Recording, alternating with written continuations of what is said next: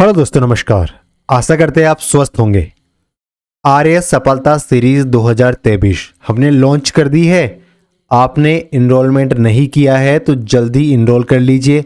कैसे इनरोल करना है? तो पहले आपको जाना है मुलान एकेडमी एप्लीकेशन पे, यानी प्ले स्टोर पे जाना है। वहाँ पे मुलान एकेडमी एप्लीकेशन को इंस्टॉल करना है। उसके बाद में आरएएस सफलता सीरीज आपको मिल जाएगी। वहाँ पे उसमें इनरोल करना है। फीस बहुत ही मामूली रखी गई है।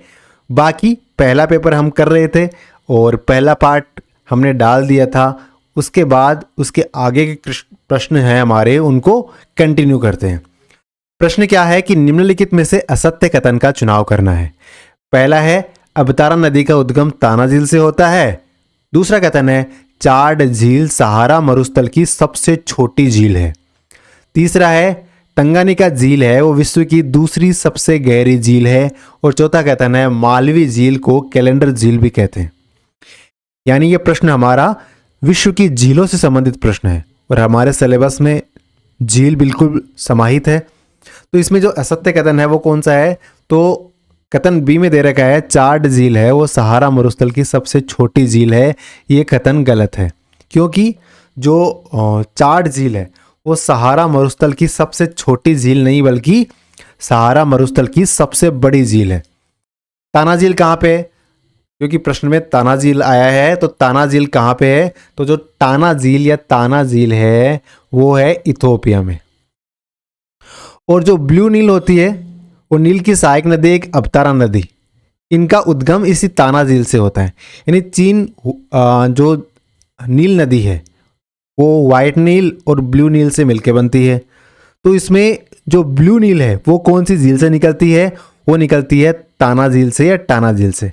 साथ ही एक और नदी है जो नील नदी की सहायक नदी है, उसका नाम है अतबारा नदी।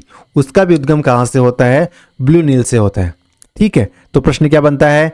ताना झील इथोपिया में अवस्थित है और ब्लू नील है यानी नीली नील है, इसका उद्गम भी ताना झील से ही होता है। चाड झील का बताया कि सबसे छोटी झील है, नहीं, ये सहारा मरुस्थल की सबसे बड़ी झील है, ना कि सबसे छोटी झील है। कहाँ पे है ये चाड झील? तो देखो, जो ये कैमरून, नाइजीरिया, चाड और नाइजर, इनका जो बॉर्डर वाला इलाका है ना, वहाँ पे ये चाड झील अवस्थित है। और जो टंगनाइका झील या टंगानिका झील हम नॉर्मली कहते हैं, जिसे विश्व की दूसरी सबसे गहरी झील है। और विश्व की दूसरी सबसे गहरी झील है, तो प्रश्न क्या बनेगा? विश्व की सबसे गहरी झील कौन सी है? अगर ये टंगानिका झील है, दूसरी सबसे गहरी झील है, तो विश्व की सबसे गहरी झील है वो है बैकाल झील। पिछली बार आरएस एग्जाम में प्रश्न भी आया था कि बैकाल झील कहाँ अवस्थित है, तो उसी से संबंधित प्रश्न है क्योंकि बैकाल झील विश्व की सबसे गहरी झील है। अब विश्व की दूसरी सबसे गहरी झील है वो पूछ ले आपसे, तो उसका उत्तर क्या होगा? जो टंगानिका झील है ना, वो विश्व की दूसरी सबसे गहरी झील है। और ये कहाँ पे अवस्थित है? तो तंजानिया, जायरे और बरुंडी और जाम्बिया के जो सीमावर्ती क्षेत्र है वहाँ पे ये टंगानिका झील है वो अवस्थित है। और जो मालवी झील है, एक और पॉइंट आया हमारे प्रश्न में, क्या था कि जो मालवी झील है उसे कैलेंडर झील भी कहते हैं। तो ये कथन भी बिल्कुल सत्य है। तो प्रश्न कैसे बन सकता है कि कैलेंडर झील है, उसको किस झील को कैलेंडर झील के नाम से भी जाना जाता है? तो हमारा उत्तर होगा जो मालवी झील है उसको कैलेंडर झील के नाम से भी जाना जाता है। अगले प्रश्न पे चलते हैं। निम्नलिखित में से कृषि का प्रकार है, तो कौन सा है जो कृषि का प्रकार है? रोपण कृषि होती है, बिल्कुल होती है। चलवासी पशुचारण कृषि ये भी होती है। गहन निर्वाह कृषि ये भी होती है। इसका मतलब ये सारे क्या है? कृषि के प्रकार है। और अब हम देखते हैं कि गहन निर्वाह कृषि किसे कहते हैं। गहन निर्वाह कृषि में क्या होता है? जो भूमि का टुकड़ा है ना वो तो छोटा होता है, ठीक है, एरिया कम है। अब उस पे जो किसान है होता है वो उसी पे निर्भर रहता है। अब अगर व्यक्ति पूरी तरह से उसी चीज़ पे डिपेंडेंट है तो वो क्या करेगा? उस प्रकार की कृषि पे बहुत ज़्यादा मेहनत करेगा, उस छोटे से एरिया पे ही बार बार फसल उत्पादित करने का प्रयास करेगा, बहुत अधिक मेहनत करेगा, है ना। तो इस प्रकार की खेती जिसमें छोटे भूखंड पे खेती की जाती है, साधारण औजारों के उपयोग किया जाता है, क्योंकि वो कॉस्ट को भी कम रखना चाहेंगे ना, लागत को कम रखना चाहेंगे, और मेहनत है इसमें बहुत ज़्यादा करते हैं। तो इस प्रकार की जो खेती होती है उसे गहन निर्वाह कृषि कहते हैं। यानी अपने जीवन यापन के लिए छोटे भूखंड पे कृषि करना क्या कहलाता है? गहन निर्वाह कृषि कहलाता है। रोपण कृषि, रोपण कृषि है मुख्यतः विश्व के उष्ण कटिबंधीय और जो उपोष्ण कटिबंधीय क्षेत्र है ना, वहां पे मुख्यतः रोपण कृषि की जाती है, और इसमें श्रम का और पूंजी का ये आवश्यक है, साथ ही इसमें परिवहन भी आवश्यक है। तो रोपण कृषि में श्रम आवश्यक है, पूंजी बहुत आवश्यक है, और परिवहन आवश्यक है। तो और ये कौन से इलाके में की जाती है? तो जो उष्ण और उपोष्ण क्षेत्र है विश्व का, उधर रोपण कृषि की जाती है। और चलवासी कृषि, चलवासी कृषि जो चलवासी पशुचारण, सॉरी चलवासी कृषि नहीं, यह सहारा के अर्धशुष्क और शुष्क जलवायु प्रदेशों में, मध्य एशिया में, भारत के राजस्थान और जम्मू कश्मीर क्षेत्रों में, जो मुख्यतः जैसे अगर राजस्थान की जीडीपी की बात करें तो बताओ राजस्थान की जीडीपी में कृषि का योगदान तो लगभग 28.43% के आसपास है, अगर 2022-23 के इकोनॉमिक सर्वे की बात करें तो। अब हम देख सकते कृषि में सबसे बड़ा, कृषि के 4 पार्ट है। कृषि की जीडीपी की बात करते हैं तो उसमें एक है फसल, एक है पशुपालन, तीसरा है वानिकी और चौथा है मत्स्य। अब बताओ कृषि क्षेत्र में सबसे बड़ा योगदान इन चारों में से किसका है? तो आपको आश्चर्य होगा कि फसल का योगदान कृषि में कम है राजस्थान में, बजाय पशुपालन के। यानी पशुपालन से जीडीपी में योगदान ज़्यादा है बजाय फसल उत्पादन के। तो जो चलवासी पशुचारण होता है वो जो शुष्क इलाके हैं, अर्धशुष्क इलाके हैं, जैसे अपना राजस्थान हो गया, उस तरह के इलाकों में किया जाता है, या कश्मीर क्षेत्र क्योंकि उधर भी शुष्क एरिया है, लद्दाख वाला एरिया मान सकते हैं, तो उधर चलवासी पशुचारण किया जाता है। तो रोपण कृषि, चलवासी पशुचारण कृषि और गहन निर्वाह कृषि ये किसके प्रकार है? ये कृषि के ही प्रकार हैं। जापान, जापान का डेट्राइट किसे कहते हैं? कावासाकी को, नागोया को, इवानोवो को, या ओसाको को? तो जापान का डेट्राइट किसे कहा गया है? तो जो नागोया शहर है जापान का, कौन सा? नागोया शहर, इसे जापान का क्या कहते हैं? डेट्राइट कहते हैं। ठीक है, डेट्राइट मूलतः वैसे तो यूएसए का एक जगह है ना, जहाँ पे गाड़ी मोटर गाड़ी का निर्माण मुख्यतः होता है। तो जहाँ भी मोटर गाड़ी के अच्छी तरह से निर्माण होता है तो वहाँ उस क्षेत्र का डेट्राइट कहते हैं। तो जापान का डेट्राइट किसे कहते हैं? नागोया को कहते हैं। तो जापान के औद्योगिक प्रदेश की अगर बात करते हैं तो यहाँ कच्चे माल की अल्पता के कारण मुख्यतः बाजार आधारित उद्योगों का विकास हुआ। ठीक है, जापान का जो ओसाका शहर है, कौन सा शहर? जापान का ओसाका शहर है, इसे तो कहते हैं जापान का मैनचेस्टर। ठीक है, जापान का जो कावासाकी शहर है उसे कहते हैं जापान का पिट्सबर्ग, और जो नागोया शहर है, नगोया शहर है जापान का, इसे कहते हैं डेट्राइट। ये क्योंकि हमारे सिलेबस में विश्व के औद्योगिक प्रदेश पॉइंट है आरएस के सिलेबस में, तो ये प्रश्न बन सकता है और अक्सर बना है कि जापान का मैनचेस्टर किसे कहते हैं? तो हमारा उत्तर होगा ओसाका। जापान का पिट्सबर्ग किसे कहा गया है? तो कावासाकी को। और जापान का डेट्राइट किसे कहा गया है? तो ये नागोया शहर को कहा गया है। वहीं अगर जापान के साथ ही हम रूस के कुछ क्षेत्रों को देख लें तो वो भी महत्वपूर्ण हो जाता है। तो रूस का इवानोवो नगर है, क्या नाम है? नगर का नाम है, सिटी का नाम है ये इवानोवो। ये कहाँ, कौन से देश से संबंधित है? रशिया से संबंधित है। और तो इवानोवो को क्या कहते हैं? रूस का मैनचेस्टर। जापान का मैनचेस्टर ओसाका। ठीक है, ओसाका हो गया, ये तो जापान का मैनचेस्टर हो गया। वहीं इवानोवो है, इसे हम क्या कहेंगे? रशिया का मैनचेस्टर। और यहाँ का जो गोर्की शहर है वो इंजीनियरिंग उद्योगों के लिए फेमस है। तो प्रश्न बन सकता है कि रशिया का जो गोर्की शहर है वो किस प्रकार के उद्योगों के लिए प्रसिद्ध है? तो हमारा उत्तर क्या होगा? इंजीनियरिंग उद्योगों के लिए। और जो व्लादिवोस्तोक है, रशिया का बहुत ही फेमस भाग है, बहुत ठंडा रहता है, उसे जलयान उद्योग के लिए फेमस माना गया है। यानी जलयान निर्माण का प्रमुख क्षेत्र कहाँ पे है? व्लादिवोस्तोक, रशिया का। और मुख्यतः खनिज आपको पता ही है, यूराल जो पर्वतीय क्षेत्र है रशिया का पार्ट है, वहाँ पे खनिज पदार्थ काफ़ी मात्रा में पाए जाते हैं। हमारे प्रश्न में जापान आया था, और जापान है ना 4 मुख्यतः बड़े द्वीपों से मिलकर बना। बाकी तो बहुत सारे द्वीप है वैसे जापान में, लेकिन अगर बड़े द्वीपों की बात करें तो जापान के 4 द्वीप बहुत महत्वपूर्ण है। कौन कौन से? होक्काइडो, एक है होन्शु, एक है शिकोकू, एक है क्यूशू। यानी होक्काइडो, होन्शु, शिकोकू और क्यूशू, ये क्या है? जापान के 4 महत्वपूर्ण द्वीप है जहाँ पे जापान बसा हुआ है। जापान की राजधानी कौन से द्वीप पे है? तो हमारा आंसर होगा, जो जापान की राजधानी हमें दिख रही है होन्शु द्वीप पे अवस्थित है। ठीक है। और ये जापान के अगर उत्तर से दक्षिण तक द्वीप सेट करना हो तो कैसे करोगे? तो देखो, आप दिख रहा है, आप सबसे ऊपर है होक्काइडो, उसके नीचे होगा होन्शु, उसके नीचे होगा शिकोकू और उसके नीचे होगा क्यूशु। ठीक है। तो और जापान का सबसे बड़ा द्वीप कौन सा है? तो चित्र में हम देख पा रहे हैं जो हमारा होन्शु द्वीप है, ये जापान का सबसे बड़ा द्वीप है। और जापान मुख्यतः 4 बड़े द्वीपों पे बसा हुआ है। आगे चलते हैं।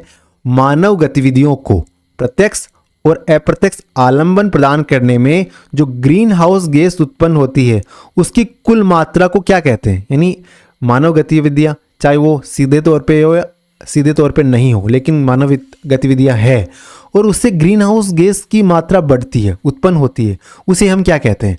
कार्बन डाइऑक्साइड सूचकांक, कार्बन फुटप्रिंट, कार्बन पृथक्करण या कार्बन अवशोषण। तो इसका आंसर होगा, अक्सर हम न्यूज़ में सुनते हैं कार्बन फुटप्रिंट, तो इसका उत्तर क्या होगा? कार्बन फुटप्रिंट कहेंगे जो मानव गतिविधियों से जो ग्रीन हाउस गैसेज हैं उनकी मात्रा जो बढ़ती है उसे। ग्लोबल वार्मिंग का मुख्य कारण क्या है? तो ग्लोबल वार्मिंग जो वर्तमान हम जिस कालखंड में जी रहे हैं वो सबसे हॉट टॉपिक हमारे सामने है, दुनिया के सामने है, वो ग्लोबल वार्मिंग ही है।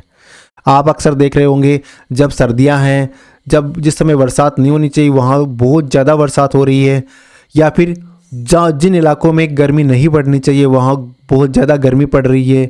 तो ये क्या हो रहा है? क्लाइमेट चेंज हो रहा है, ये ग्लोबल वार्मिंग के कारण हो रहा है। और ग्लोबल वार्मिंग किसके कारण हो रही है? ग्रीन हाउस गैसेज के कारण हो रही है।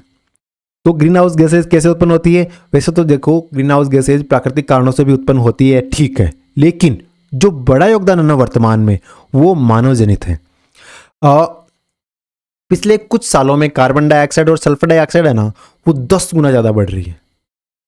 और ऑक्सीकरण के चक्रण और प्रकाश संश्लेषण सहित जो प्राकृतिक और औद्योगिक प्रक्रियाओं के अनुसार CO2 के निष्कासन में लगातार वृद्धि हो रही है, ये बात क्लियर होगी। कार्बनिक वस्तुओं जो होती है ना, उसके सड़ने से क्या निकलता है? कार्बनिक वस्तुओं के सड़ने से मीथेन गैस निकलती है। और मीथेन गैस क्या है? मीथेन गैस एक ग्रीन हाउस गैस है। Nitrogen oxide, halocarbon, chlorofluorocarbon, chlorine जैसे वायुमंडल से मिलकर वातावरण के संतुलन पर ये नेगेटिव इम्पैक्ट डालती है, पॉजिटिव नहीं डालती। और जो अंटार्कटिका के ऊपर ओजोन परत में जो छिद्र हो रहा है, ओजोन परत पतली हो रही है, उसका कारण भी किसे माना गया है? उसे भी ग्लोबल वार्मिंग को माना गया है।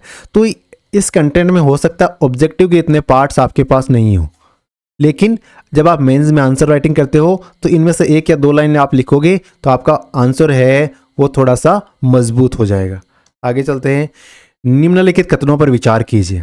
किसी राज्य के राज्यपाल के विरुद्ध उसकी पदावधि के दौरान किसी न्यायालय में कोई दंडिक कार्रवाई संस्थित नहीं की जाएगी। यानी राज्यपाल साहब अपने सीट पर बैठे हुए हैं तो उस कालखंड में, उस अवधि में कोई न्यायालय उनके खिलाफ कोई दंडिक कार्रवाई संस्थित नहीं करेगा। ठीक है। दूसरा कथन है, किसी राज्य के राज्यपाल की परिलिप्तियां और भत्ते उसकी पदावधि के दौरान कम नहीं किए जा सकते। तो इनमें से कौन सा सही है? तो देखो, ये दोनों ही कथन सही है क्योंकि हमने पढ़ रखा है ये सारी बातें। क्या बोल रहे हैं? तो देखो, भैया कह रहे हैं कि किसी राज्य के राज्यपाल के विरुद्ध उसकी पदावधि के दौरान न्यायालय में कोई दंडिक कार्रवाई संस्थित नहीं की जाएगी। ये कथन बिल्कुल सही है। और दूसरा कथन, राज्यपाल के कालखंड के दौरान उनकी जो परिलब्धियां होती है, जो वेतन होता है और जो भत्ते होते हैं वो कम नहीं किए जाएंगे। तो ये कथन भी हमारा क्या हो जाएगा? सत्य हो जाएगा। तो कौन सा कथन सही है? तो जो सी में दे रहेगा, सी में क्या दे रहेगा? 1 और 2 दोनों सही है। तो इस प्रकार ऑप्शन सी हमारा राइट आंसर हो जाएगा। अब देखो, राज्यपाल से संबंधित जो महत्वपूर्ण अनुच्छेद है उनको देख लेते हैं। देखो, आर्टिकल 153 क्या कहता है? प्रत्येक राज्य का एक राज्यपाल होगा। ये किस में कहा गया है? अनुच्छेद 153 में कहा गया है ना। प्रत्येक राज्य के लिए एक राज्यपाल हो गया, 153 में कहा गया है। ठीक है। 154 में क्या कहा गया है? कि राज्य की जो कार्यपालिका शक्ति है ना वो राज्यपाल में निहित होगी। ठीक है। और इसका प्रयोग वह संविधान के अनुसार स्वयं या तो खुद करेगा या अपने अधीनस्थ अधिकारियों के माध्यम से करेगा। तो आर्टिकल 154 में क्या कहा गया है? कि राज्य की जो कार्यपालिका शक्ति है वो किस में निहित होगी? वो अपने राज्यपाल महोदय में निहित होगी। और ये किस में कहा गया है? आर्टिकल 154 में कहा गया। फिर आर्टिकल 155 में राज्यपाल की नियुक्ति संबंधी प्रावधान किए गए हैं कि राज्यपाल की नियुक्ति राष्ट्रपति साहब अपने हस्ताक्षर और मुद्रा सहित अधिपत्र के द्वारा नियुक्त करेंगे। क्या करेंगे? नियुक्त करेंगे। तो 155 में राज्यपाल की नियुक्ति के बारे में प्रावधान करे गए हैं। 156 में राष्ट्रपति साहब अब नियुक्त तो हो गए, अब कितने समय के लिए वो कार्य करेंगे, ये प्रावधान आर्टिकल 156 में कहा गया है। तो राज्यपाल की पदावधि 156 में। 157 में राज्यपाल नियुक्त होने के लिए जो अर्हताएं होती है उसके बारे में बताया गया है, यानी एक तो भारत का नागरिक होने चाहिए वो, और 35 वर्ष की आयु पूर्ण कर लेनी चाहिए, और ये कहाँ दी गई है 157 में। इसके साथ 158 में कुछ शर्तें दी गई है कि वो सदन का विधानमंडल का सदस्य नहीं होगा और कोई लाभ का पद धारण नहीं करेगा और उपलब्धि और वेतन की भत्तों का हकदार होगा। और शपथ या प्रतिज्ञान यानी राज्यपाल की शपथ की जो बात करी गई है वो आर्टिकल 159 में की गई है। तो शपथ 159 में, वैसे देखो राष्ट्रपति की शपथ 60 में दे रखी है, लेकिन राज्यपाल की शपथ 159 में दे रखी है, ठीक है। और 160 में क्या दे रखा है, कुछ आकस्मिकताओं से राज्यपाल के कर्तव्यों का निर्वहन, यानी अगर राज्यपाल नहीं है तो उस समय किस प्रकार से कार्य का किया जाएगा, ये प्रावधान 160 में दिए गए हैं। आगे चलते हैं। निम्नलिखित तथ्यों में सही उत्तर का चुनाव करना है। सर्वाधिक नदियों वाला संभाग, ये कुछ विशेषताएं दे रखी है और हमें पूछा है कि ये किसके बारे में बात करी गई है। न्यूनतम जनसंख्या वाला संभाग, और तीसरा कथन है देवताओं जी की हवेली, रानी जी की बावड़ी, शेरगढ़ का किला, है ना, ये कौन से संभाग में है। तो देखो सर्वाधिक नदियों वाला संभाग सीधा सा पता है, ये रटा हुआ हमारा कि जो अपना कोटा संभाग है ना वो सर्वाधिक नदियों वाला संभाग है, और कोटा संभाग में सबसे कम जनसंख्या निवास करती है। और जो देवता जी की हवेली है, रानी जी की बावड़ी है, शेरगढ़ का किला है, ये भी कोटा संभाग के ही पार्ट है। तो इस प्रकार किसके बारे में बात करी है हमने बात करी है कोटा संभाग के बारे में। अब देखो संभागीय व्यवस्था की बात करें तो हरदेव जोशी है, उन्होंने 26 जनवरी 1987 को, पहले देखो जो मोहनलाल सुकड़िया साहब थे उन्हें 1962 में जो संभागीय व्यवस्था थी उसको एंड कर दिया, लेकिन हरदेव जोशी साहब ने 26 जनवरी 1987 को छठा संभाग बनाया और संभागीय व्यवस्था को पुनर्जीवित किया। और कौन सा था छठा संभाग, ये था अपना प्यारा अजमेर। अभी राजस्थान में कुल 7 संभाग है, लेकिन अभी गहलोत साहब ने 3 संभागों की और की घोषणा कर दी, 10 हो गए, है ना। कौन कौन से, बांसवाड़ा, पाली और सीकर। और नवीनतम संभाग कौन सा, क्योंकि हवाई एग्जाम के अंदर जो डेटा है वो ये वाला डेटा ही पूछेंगे, नए वाला डेटा अभी क्योंकि प्रभाव में नहीं आया, सिर्फ घोषणा हुई है। तो 7 संभाग और 33 जिले ही माने जाएंगे। नवीनतम संभाग कौन सा है, भरतपुर है। इसके अलावा कौन कौन से संभाग है, उदयपुर, अजमेर, जयपुर, जोधपुर, कोटा, बीकानेर। इन बातों पे आपका टाइम वेस्ट नहीं करते क्योंकि सामान्य बातें आपको अच्छी तरह से विदित है। कोटा राजस्थान का ऐसा संभाग है जिसमें जिलों की श्रेणी से अलग करने पर राजस्थान के 2 भाग हो जाते हैं। जैसे कोटा संभाग ये हो गया। अब अगर इस कोटा संभाग को, कोटा को निकाल देना तो इस संभाग के 2 टुकड़े हो जाएंगे, यानी कुछ पार्ट इधर रह जाएगा, कुछ पार्ट इधर रह जाएगा। एकमात्र ऐसा संभाग जिसमें ऐसा संभव है। और सर्वाधिक जनसंख्या की दृष्टि से सबसे बड़ा संभाग, चलो छोटा तो कोटा हो गया, लेकिन सबसे बड़ा कौन सा है, तो जो जयपुर है वो जनसंख्या की दृष्टि से सबसे बड़ा संभाग है। आगे चलते हैं। हमारे सामने कुछ मिलान करने हैं, कौन सा सुमेलित नहीं ये बताना है। तो हाथीगुड़ा की नाल है वो राजसमंद में है, कामली घाट दर्रा उदयपुर में है, जीड़वा की नाल राजसमंद में है, सूरा घाट अजमेर में। तो इसका उत्तर है ऑप्शन बी, यानी कामली घाट दर्रा कहाँ पे है, ये उदयपुर में नहीं, ये राजसमंद और पाली में अवस्थित है। कहाँ पे है, राजसमंद और पाली में, ना कि उदयपुर में। तो हमारा उत्तर क्या हो जाएगा, सुमेलित नहीं ये पूछा था तो राजसमंद पाली हो जाएगा। अब बाकी बात कर लेते हैं। जो हाथीगुड़ा की नाल है ये दर्रा राजसमंद जिले में है। जो आगे कुंभलगढ़ जाने का रास्ता, यानी राजसमंद हो, अगर आपको कुंभलगढ़ जाना है तो कैसे जाओगे आप, हाथीगुड़ा की नाल के माध्यम से जाओगे। केवड़ा की नाल की बात करें तो केवड़ा की नाल की बात कर सकते हो या हाथी नाल की बात कर सकते हो। हाथीगुड़ा की नाल अलग है, हाथी नाल अलग है। ये दोनों दर्रे नाल उदयपुर जिले में स्थित है। दर्रा कह दो, नाल कह दो, मतलब 2 पहाड़ियों के बीच का जो संकरा स्थान होता है उसे नाल या दर्रा कहते हैं। तो केवड़ा की नाल और हाथी नाल दोनों कहाँ पे, उदयपुर जिले में। हाथीगुड़ा आए तो राजसमंद में। फुलवारी की नाल, तो फुलवारी की नाल उदयपुर जिले में है। और देसूरी की नाल, फुलवारी की नाल कहाँ पे होगी, उदयपुर में। देसूरी की नाल पाली जिले में है। और देसूरी को जो राजसमंद में चारभुजा जी मंदिर है वहाँ पे कनेक्ट करता है, ठीक है। और रामगढ़ दर्रा कहाँ पे है, रामगढ़ दर्रा। अब 3 महत्वपूर्ण दर्रे, बूंदी के दर्रे एकदम याद कर लेना आपने। एक तो हो गया अपना रामगढ़ दर्रा, एक लाखेरी दर्रा, एक खटखड़ दर्रा। कौन सा, रामगढ़, लाखेरी और खटखड़, ठीक है। और कामली घाट दर्रा जैसा प्रश्न में आया, फिर से देख लेते हैं, ये राजसमंद पाली जिले में अवस्थित है। हाथीगुड़ा किनाल राजसमंद में, हाथी दर्रा हाथीनाल कह सकते हो उदयपुर में, केवड़ा किनाल उदयपुर में, फुलवारी किनाल उदयपुर में, देसुर किनाल पाली में, रामगढ़, लाखेरी, खटकड़, जेतावास ये कहाँ पे? तो रामगढ़, खटकड़, लाखेरी और जेतावास ये बूंदी में, और कामली घाट दर्रा है वो राजसमंद पाली जिले में अवस्थित है। उम्मीद है आप इसको समझ गए होंगे और आपने इसे याद कर लिया होगा। आगे चलते हैं। थॉर्नवेट के जलवायु वर्गीकरण के अनुसार राजस्थान के दक्षिणी पूर्वी क्षेत्र में किस प्रकार की जलवायु है? बात करें दक्षिण पूर्वी राज्य की, तो देखो जो दक्षिण पूर्वी राज्य है वहाँ पे उपाद्र, शुष्क व अर्ध शुष्क जलवायु प्रदेश अवस्थित है। आगे इसको छोड़ते हैं क्योंकि आपको पता ही है अच्छे से इसके बारे में।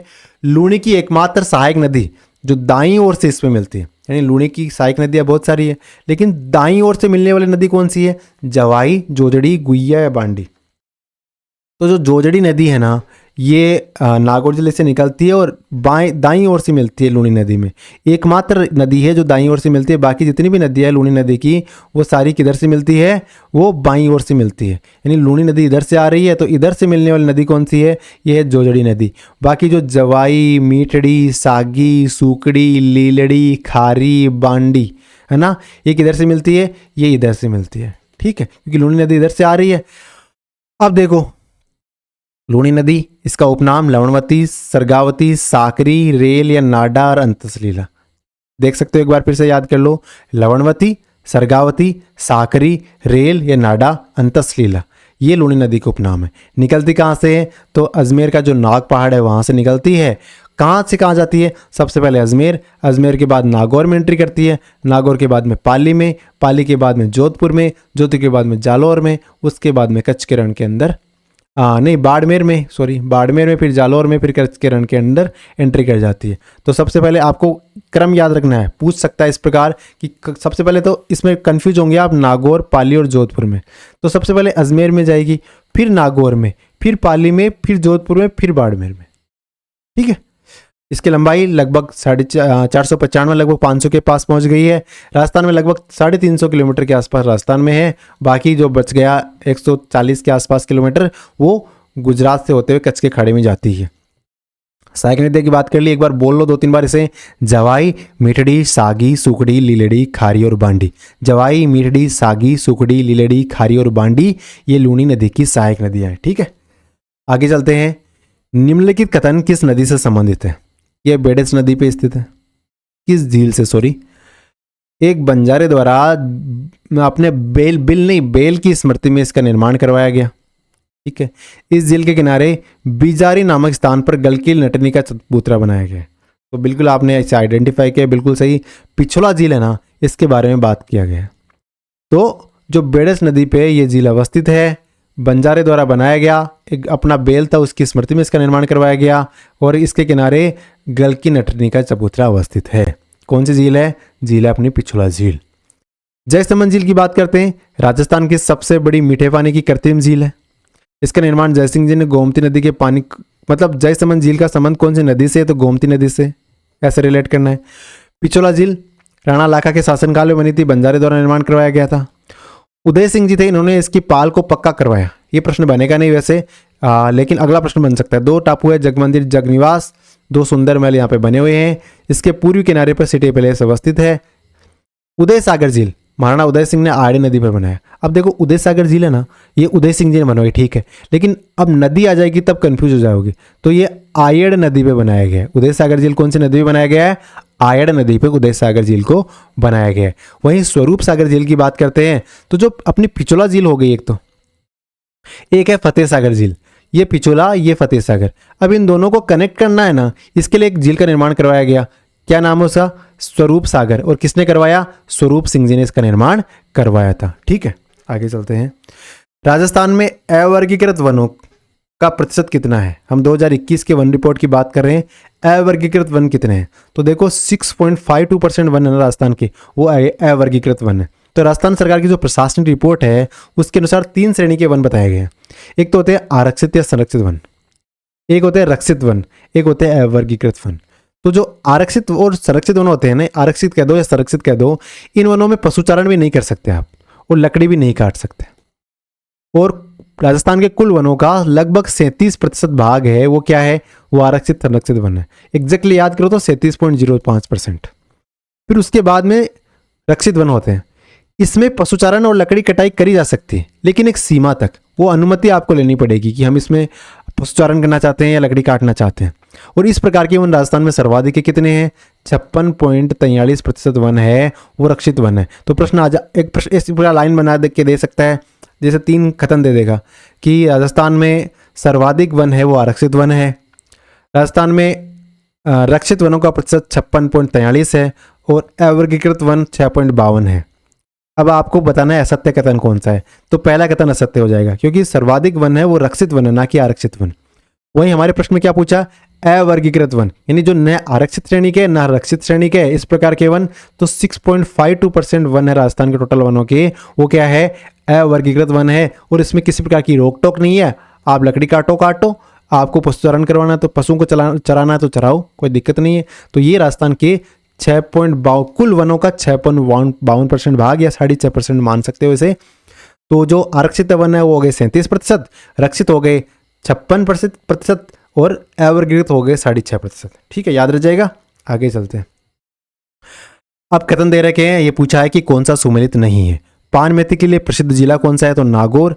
बंजर और व्यर्थ भूमि का सर्वाधिक क्षेत्र जोधपुर में, राजस्थान का नागपुर झालावाड़। या लाल सुर्ख मिर्च के लिए जो प्रसिद्ध स्थान है वो मथनिया जोधपुर। तो इसका उत्तर होगा जो व्यवस्थित नहीं है वो है बंजर और व्यर्थ भूमि का सर्वाधिक क्षेत्र है वो जोधपुर में नहीं है। ये कथन गलत हो जाएगा। देखते हैं ये है अपने क्योंकि देखो राजस्थान का सबसे बड़ा पार्ट जैसलमेर में, तो ऑब्वियसली वही क्षेत्र होगा जहाँ पे सर्वाधिक क्षेत्र है। प्रतिशत की बात नहीं कर रहे, क्षेत्र की बात कर रहे हैं। तो सर्वाधिक प्रतिशत भूमि, सर्वाधिक क्षेत्र जो बंजर है और व्यर्थ भूमि है वो अब कहाँ पे है, वो है अपने जैसलमेर में। बाकी कथन सत्य है। पान मेथी के लिए जो प्रसिद्ध जिला है वो अपना नागौर जिला है। राजस्थान का नागपुर हम झालावाड़ जिले को कहते हैं, ये अपना प्यारा राजस्थान। और ये जो झालावाड़ जिला है ये क्या है, राजस्थान का नागपुर। और लाल मिर्च सुर्ख मिर्च के लिए जो प्रसिद्ध स्थान है वो कौन सा है, मथानिया जोधपुर। ठीक है, पान मेथी के लिए नागौर हो ही गया। पान मेथी के लिए नागौर। खरीफ फसलों में सर्वाधिक उत्पादक क्षेत्र कौन सा बोया जाता है, तो ऑब्वियसली बात है राजस्थान में तो बाजरा ही बोया जाएगा। यानी राजस्थान में खरीफ फसल की जाती है तो सर्वाधिक क्षेत्र पे क्या बोया जाएगा, ये बाजरा बोया जाएगा। और रबी की फसल में क्या बोया जाएगा, तो रबी की फसल में क्या बोया जाएगा सर्वाधिक, वो अपना गेहूं फसल। और बंजर और व्यर्थ भूमि का सर्वाधिक क्षेत्र कहाँ पे है, जैसलमेर में। राजस्थान का नागपुर झालावाड़। देश की प्रथम किसान रैली कहाँ आयोजित की गई, तो देश की प्रथम किसान रैली देवलाली महाराष्ट्र से दानापुर बिहार तक चली थी। रेल नहीं, किसान रेल, ये रैली नहीं है। देश की पहली किसान रेल ये देवलाली महाराष्ट्र से दानापुर बिहार में चली 7 अगस्त 2020। याद रखो 7 अगस्त 2020 को देश की पहली किसान रेल चली थी। ये बातें महत्वपूर्ण हो जाती है क्योंकि हमारे जो मुख्यमंत्री साहब है वो एग्रीकल्चर को काफ़ी महत्व देते हैं और अब उनकी सरकार है तो ऑब्वियसली बात है उनसे संबंधित जिस चीज़ को वो तवज्जो देते हैं उस प्रकार के प्रश्न आना स्वाभाविक है। तो पूछ सकते हैं कि पहली किसान रेल कहाँ चली, देवलाली महाराष्ट्र से लेकर दानापुर बिहार तक चली और अगस्त के महीने में 2020 में। राज्य की पहली पुष्प मंडी, तो ये मुहाना मंडी। पहली फूल मंडी कहाँ पे है, मुहाना मंडी। और कहाँ पड़ती है, जयपुर में। पहली ऑर्गेनिक मंडी कौन सी है, ये महत्वपूर्ण है। राजस्थान की पहली ऑर्गेनिक मंडी है डूंगरपुर में। कहाँ पे, डूंगरपुर में। राजस्थान की पहली ऑर्गेनिक मंडी कहाँ पे, डूंगरपुर में है। और चौधरी चरण सिंह राष्ट्रीय कृषि विपणन संस्था कहाँ पे, जयपुर में। तो इस प्रकार जो महत्वपूर्ण कनेक्टेड फैक्ट्स है ना उसको भी हमने डालने का प्रयास किया है। हमारी मेहनत आप देख सकते हो। बाकी आपको इस टेस्ट सीरीज में इनरोल कर लेना है। फीस बहुत नॉमिनल है, आपके लिए बहुत फायदेमंद साबित होगी। आप मार्केट में इतनी महंगी महंगी फीस देके जो टेस्ट सीरीज लोगे उससे तो बेहतर मिलेगी और आपके लिए नुकसानदेह नहीं होगी, ये गारंटी है। सफलता असफलता ये तो आपकी मेहनत पे डिपेंड करेगा, लेकिन ऐसा नहीं कि ये टेस्ट सीरीज लेके आपको कोई नुकसान हो जाएगा, ये कतई नहीं होगा, फायदा ही होगा। और आप जब आपका एग्जाम हो जाएगा तो धन्यवाद ही दोगे, क्योंकि central bank of India scale 3 scale 4 series जो हमारे स्टूडेंट्स थे जो स्केल 4 डायरेक्ट स्केल 4 पे उन्होंने हमारा धन्यवाद किया है। सेकेंड ग्रेड के विद्यार्थी वो हमारा धन्यवाद करते नहीं थकते। वो तो कुछ दिक्कतें हो गई कि पेपर्स कैंसिल हो गए, उसका तो क्या कर सकते हैं, लेकिन हमारी तरफ से हमने जितना पढ़ाया वो उनके लिए लाभप्रद रहा। भले ही भले ही वो एग्जाम में सफल नहीं हुए या हुए, लेकिन जो पढ़ाया गया वो काफ़ी उनके लिए पॉजिटिव रहा। और राजस्थान में कृषि विश्वविद्यालय देखो, एक तो बीकानेर में हो गया, एक उदयपुर में हो गया, एक कर्ण नरेंद्र जयपुर वाला है ही। तो बीकानेर, उदयपुर और जयपुर। बीकानेर में स्वामी केशवानंद, उदयपुर में महाराणा प्रताप, और जो कर्ण नरेंद्र है वो कहाँ पे, वो अपने जयपुर में। राजस्थान में वनस्पति घी उद्योग का पहला कारखाना कौन से शहर में खोला गया, तो ऑब्वियसली बात है ये बिलोड़ा में खोला गया था 1964 में। उसके बाद में महाराजा साहब शुद्ध वनस्पति घी की फैक्ट्री कहाँ पे, ये अपने विश्वकर्मा जयपुर में है, और जोटोड़ा में भी है। बाकी ये याद करने की जरूरत नहीं है इतना ज़्यादा। इंजन साहब देख लेना, क्योंकि इंजन काफ़ी अलग नाम लग रहा है, तो इसे आप याद कर सकते हो। इंजन साहब है वो अपने भरतपुर में। कौन सा जोड़ा सुमिलित नहीं है, बेंतली सिंचाई परियोजना बारां में है, सुकली सिंचाई परियोजना पाली में है, चाकण सिंचाई परियोजना बूंदी में है, और बांडी सेदरा सिंचाई परियोजना जालोर में है। कौन सा सुमिलित नहीं है, तो सुकली सिंचाई परियोजना पाली में नहीं है। देखो, सुकड़ी सिंचाई परियोजना सेलवाड़ा परियोजना सिरोही में है, ठीक है। कहाँ पे सुकली, ये सिरोही में है, सुकली नदी पे, ना कि पाली जिले में। तो इसका उत्तर क्या हो जाएगा, ऑप्शन बी हो जाएगा। और जो बेंतली सिंचाई परियोजना है वो बारां में है। कौन सी नदी पे है, तो अपनी जो पार्वती नदी है ना, उसी पे है बेंतली सिंचाई परियोजना, पार्वती नदी पे, बारां जिले में। और 1997 में इसके लिए नाबार्ड की आर्थिक सहायता मिल रही है। चाकण सिंचाई परियोजना बूंदी में है, चाकण नदी पर। और 1958 में बूंदी जिले में गुड़ा गांव में मिट्टी का बांध बनाया गया था। और बांदी सेंदड़ा परियोजना, ये महत्वपूर्ण, ये अलग भी है, ये अपना जो भीनमाल पड़ता है ना, वहाँ बांडी नदी पे बनाया गया। और एक सबसे महत्वपूर्ण फैक्ट जो आपको स्पेशली याद रखना है, क्योंकि चीज़ें इतनी ज़्यादा कॉम्प्लेक्स हो गई है, मैं इतना फास्ट बता रहा हूँ, आप रिटेन में नहीं कर पा रहे होंगे, लेकिन जैसे आप टेस्ट दो पहले तो इंडिपेंडेंटली, फिर इसके आंसर्स चेक करो अपने लेवल पे, फिर वीडियो देखो, अब बताओ याद हुआ कि नहीं हुआ। जैसे ही आपने गलत किया और आपका उत्तर गलत हुआ, आपको फिर वो गलत क्या किया था आपको एग्जैक्टली याद रह जाएगा, कोई दिक्कत नहीं है। राजस्थान में सिंचाई प्रबंधन और प्रशिक्षण संस्थान कहाँ पे, सिंचाई प्रबंधन और प्रशिक्षण संस्थान ये कोटा में है, और 1984 में इसकी स्थापना की गई थी। सिंचाई प्रबंधन और प्रशिक्षण संस्थान कोटा, 1984 में स्थापना। जनगणना 2011 में राजस्थान में सर्वाधिक शहरी लिंगानुपात वाले जिले कौन से हैं, तो सर्वाधिक शहरी लिंगानुपात वाले जिले कौन से हो गए, तो इसका आंसर हो जाएगा टोंक, बांसवाड़ा और प्रतापगढ़। शहरी लिंगानुपात, अब देखो हम बात कर रहे हैं शहरी लिंगानुपात की, तो राजस्थान का कुल लिंगानुपात 928 है, और देश में बहुत बुरे कंडीशन पे 21वें नंबर पे, कोई बात नहीं। लेकिन सबसे ज़्यादा लिंगानुपात राजस्थान में कहाँ पे, देखो डूंगरपुर ने नाक बना रखी है, और नाक डूबो किसने रखी है, धौलपुर ने। लिंगानुपात के मामले की बात कर रहा हूँ मैं, इसे नेगेटिव नहीं लेना, इसे धौलपुर वालों। और 0 से 6 आयु वर्ग के जो लिंगानुपात है वो कितना है, ये तो और भी कम है, 888। ग्रामीण लिंगानुपात फिर भी अच्छा है 933, लेकिन देखो शहरी लिंगानुपात 914। ये तो शुक्र है शहरों की आबादी कम है, वरना अगर एवरेज निकालते आबादी शहरों की ज़्यादा होती तो क्या होता है, लिंगानुपात कमज़ोर होता है। वैसे तो देखो कुछ जो सामाजिक रीतियां हैं उसके कारण भी लिंगानुपात शहरों में कम है, क्योंकि कमाने कौन जाता है, मेंस, और कमाने के लिए कहाँ जाना पड़ता है, शहरों में। तो ऑब्वियसली बात है शहरों में चले जाएंगे तो वहाँ लिंगानुपात कम हो जाएगा, और गाँवों में लिंगानुपात बढ़ जाएगा। और सर्वाधिक शहरी लिंगानुपात कहाँ बताया गया है, तो टोंक में, और सबसे कम कहाँ पे शहरी लिंगानुपात जैसलमेर में है, ठीक है। तो एक बार इस डेटा को रिवाइज कर लेते हैं। कुल लिंगानुपात 928 है, ठीक है। देश में 21वें नंबर पे, ओके।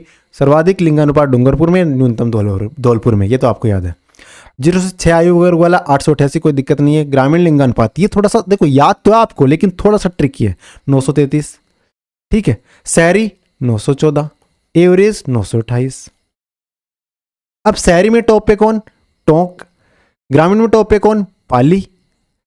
शहरी में नीचे नीचे कौन जैसलमेर, और ग्रामीण में नीचे नीचे कौन, धौलपुर, ठीक है।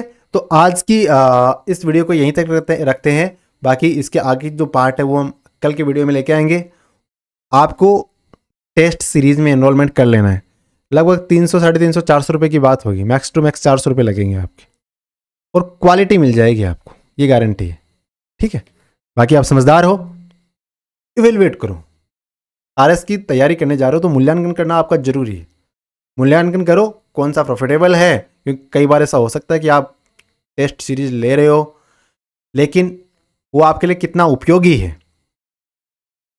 अगर आप समझदार हो तो सही तरीके से मूल्यांकन करके लोगे, उसमें आप नाम नहीं देखोगे, नाम बड़ा दर्शन छोटे हो जाते हैं कई बार। बाकी देख लेना आपने। Thank you, all the best.